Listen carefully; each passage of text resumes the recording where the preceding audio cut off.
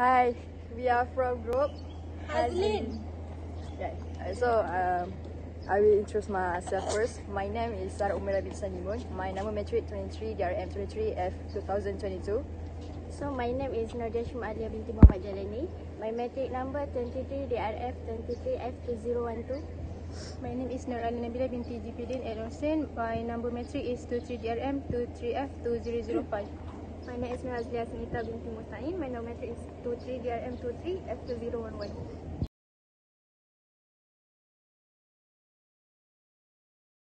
The introduction of cyberbullying is the use of technology such as mobile phone or the internet with applications like WhatsApp, Instagram, TikTok, and so on to harass, threaten, embarrass, or target another person. In today's digital age, the internet has become an essential part of everyday life, especially for communication, education, and entertainment. So, cyberbullying, it can happen in many ways, such as sending abusive message, posting embarrassing photo or video, spreading false rumors, or so on. So, the cause of cyberbullying include a lack of empathy, desire for power and control. So, the effect of cyberbullying can lead to severe feelings of depression, anxiety, low self-esteem, and can lead to worse things like self-harm or suicide. Okay, this case is about a sad story about it happened in Malaysia in Sarawak year 2019. 16 years old asked in her Instagram that she should stay alive or die, and many people would die, and because of that she took her own life. This made many people around the world very sad, and it started a big talk about how dangerous cyberbullying and how people should be more careful and be kind to each other. It also showed that social media platform need to stop online cyberbullying. Many teenagers in Malaysia also persuade cyberbullying on apps like TikTok, Facebook, Instagram, and so on. They receive mean comment, like and tweet.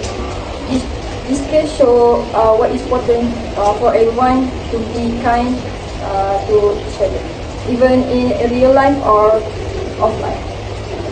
The key of the elements of this case, first, online harassment. This girl was subjected to negative and harmful interaction through media social, which can include derogatory comments, threat, and ridicule from peers. And the last one is peer pressure. The decision of conduct or poll on Instagram regarding her life indicated the influence of peers' opinions on her mental state. The overwhelming response of the eye from her followers demonstrate how peers' pressure can make a feeling of worthlessness, of despair of someone. So, by this case, everyone should be careful what they say or what they do. Think before you do. Information ethics and cyberbullying on social media. The question, what is information ethics? It's about how we should act when using information and technology. It matters a lot on social media. Being responsible online, be kind, treat others nicely online. Respecting different culture, people have different background and feelings. Let's talk about the ethical side of cyberbullying. Cyberbullying is when someone is hurt, threatened, or embarrassed online. It goes against important values like respect, empathy, and responsibility. It also violates human dignity and can cause deep emotional harm. Sadly, many bullies hide behind anonymous accounts, making it hard to hold them accountable. That's why we must all practice good digital citizenship by being kind, respectful, and responsible online. Because at the end of the day, cyberbullying reflects a serious lack of compassion in today's digital world. Is Malaysian law enough to deal with cyberbullying? Right now, Malaysia doesn't have a specific law just for cyberbullying. Instead, we rely on 3 existing laws. Section 233 of the Communications and Multimedia Act, which covers offensive or threatening online content. Section 507 of the Penal Code, which handles anonymous threats, and the Child Act 2001 to protect children from online abuse. But there are several challenges.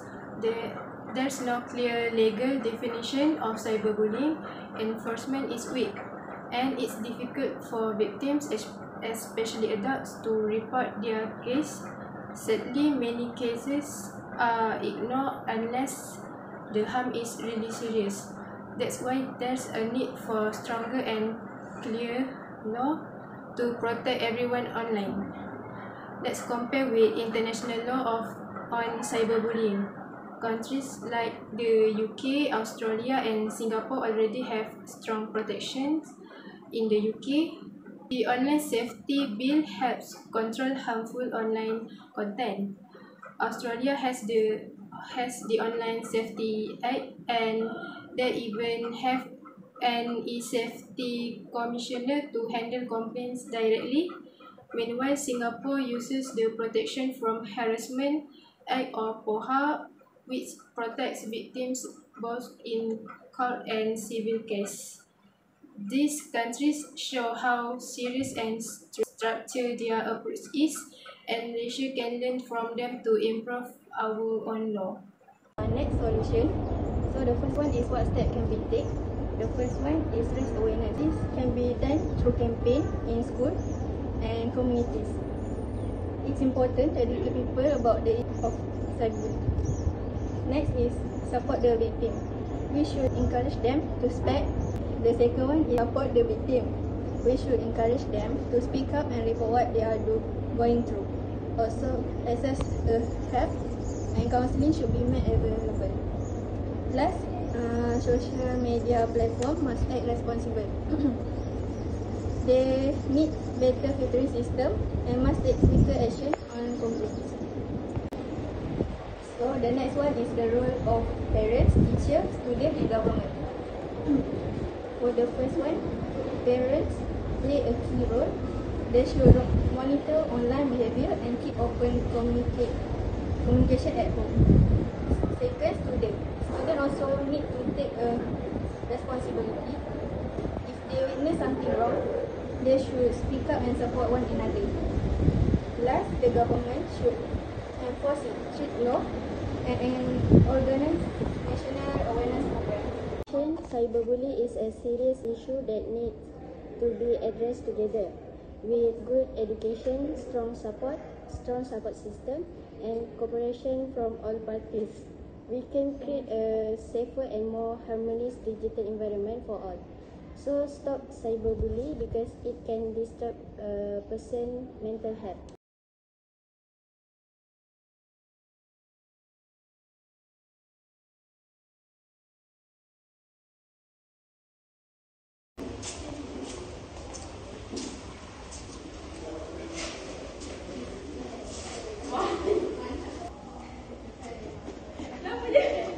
Stop bullying.